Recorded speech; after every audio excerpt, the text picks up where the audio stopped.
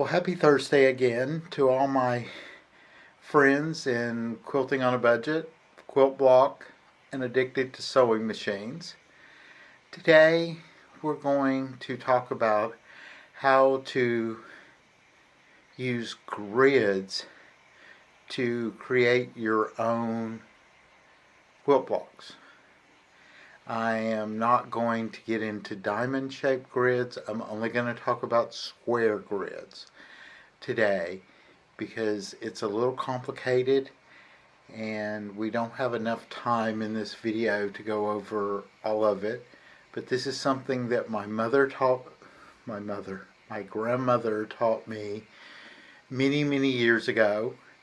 Jenny Beyer also still discusses this method, but it will help you understand how we form our quilt block patterns, and that you can use any picture, any photo of a quilt block, or anything to see how to make a quilt block on your own.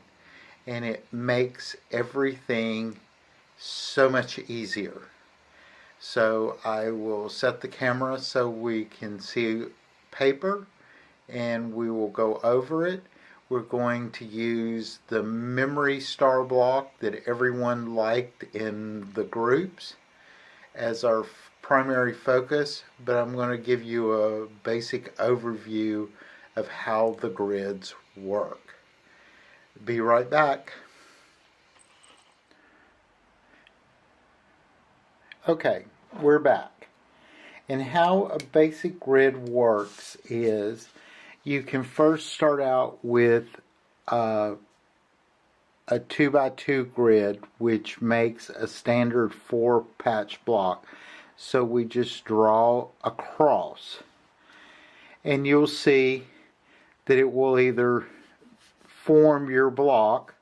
Most 4 patches are standard 4 patches, or you can have half square triangles and have pinwheels in your 4 patch. But it's a 2x2 grid. Then the next one is you can add, if your block isn't defined, you can do a 3x3 grid, which is a tic-tac-toe board, but that's a 9-patch. And a lot of blocks you can have half square triangles. You can do many things with these. Like if you put a half square triangle here and a half square triangle here, here, and here, you have the shoe fly block. You can form many, but if you do the 3 again and you use all solids every other one, and you create the Irish chain. But most of the complicated blocks are either 5 by 5 or 9 by 9. You can have a few 7 by 7s, but most fall into that. And you can generally tell which one depending on how many complicated pieces are in a block. So we do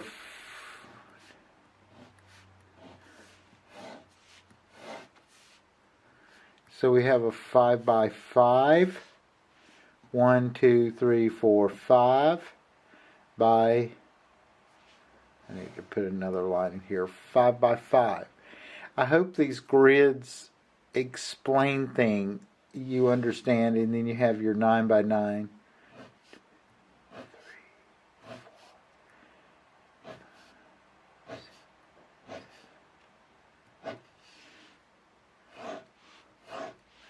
And you can see how it brings the blocks down into smaller pieces so that you can understand it. But how we form the block, so now I'm going to turn it over and we're going to talk about this memory star. And we remember this memory star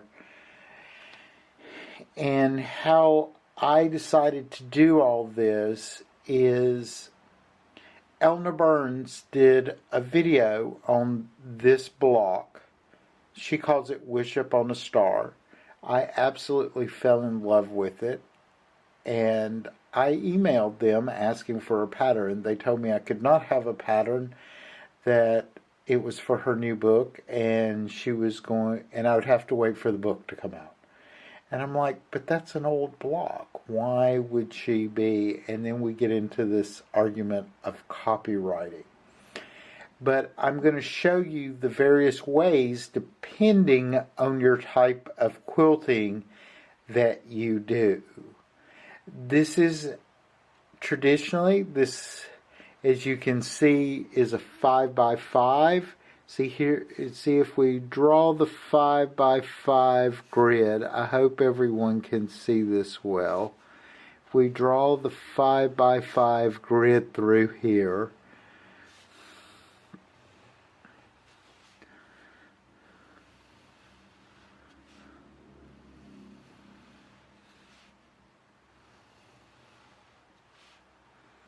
and we're doing this, then you will see it's a square.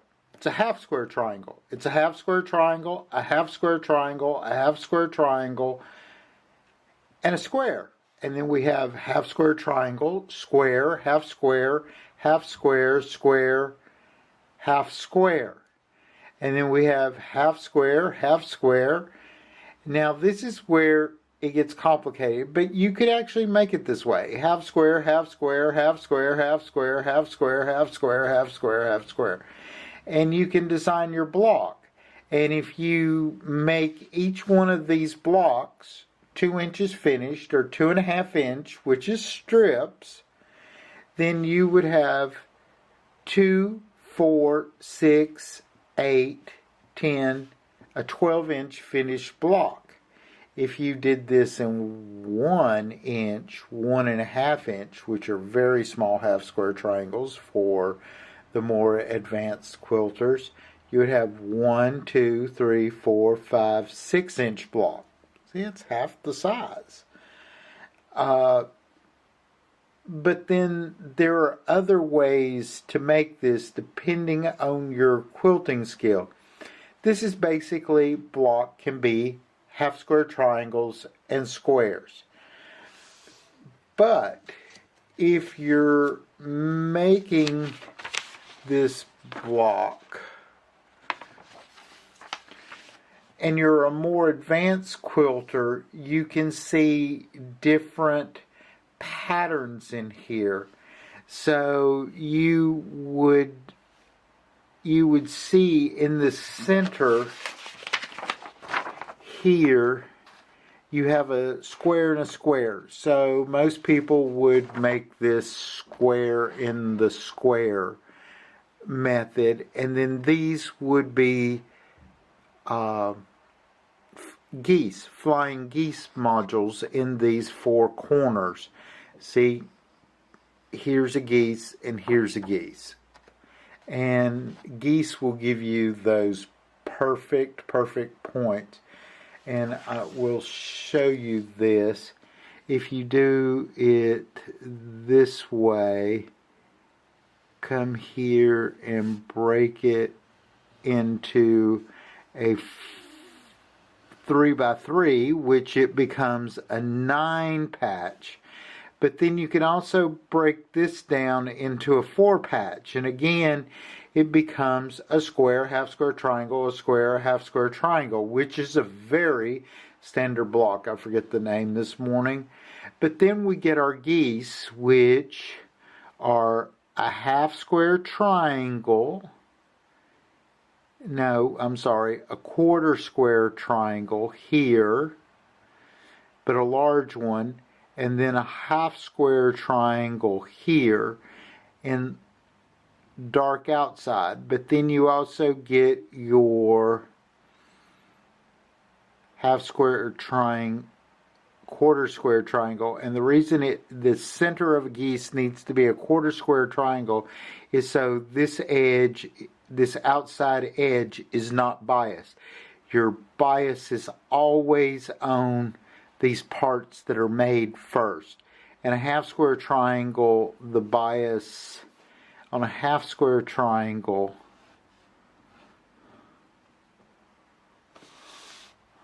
the bias is this crisscross line. And then on a quarter square triangle, your bias is going to be the center parts as well.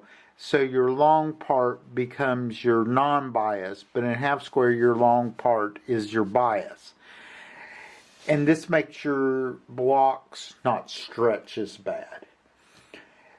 But you can do this with the geese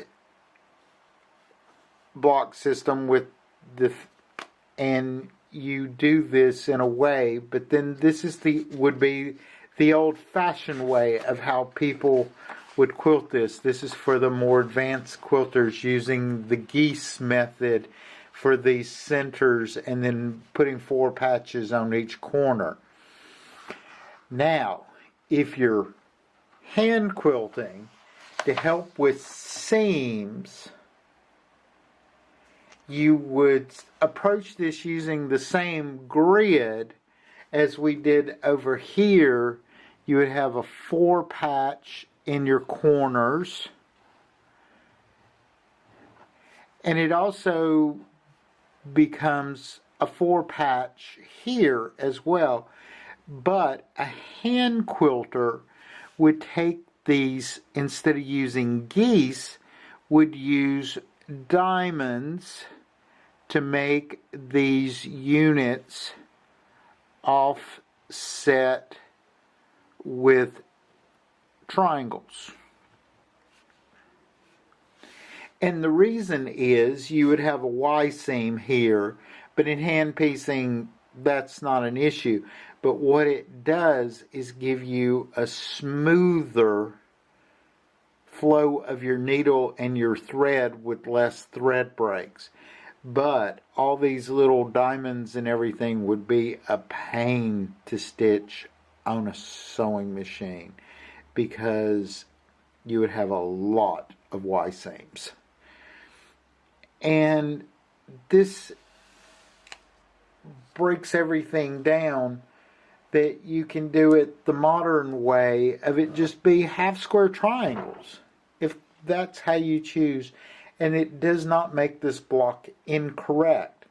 Or you can use the more traditional way, using half square triangles, but also using larger quarter square with half squares on the end, which become traditional flying geese units.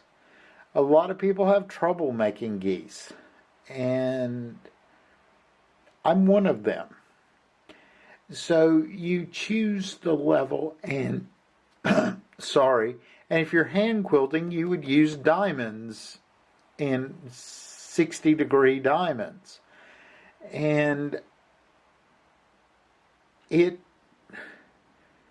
But none of these ways are incorrect.